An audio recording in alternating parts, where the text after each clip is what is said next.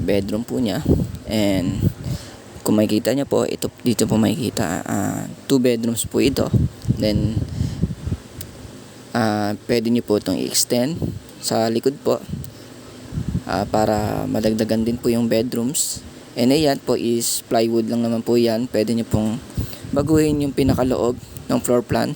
Then ayan po yung pinaka first and second bedroom po. Ito naman po is nasa ground floor po tayo, first floor. And makikita nyo po, nandito po tayo sa kitchen. And sa likod is bathroom.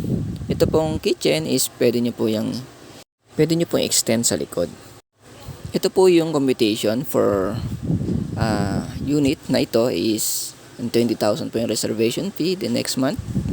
For down payment is 25,000 plus monthly down payment in 3 months. Then after loan release, 28 to 30k po ang monthly amortization.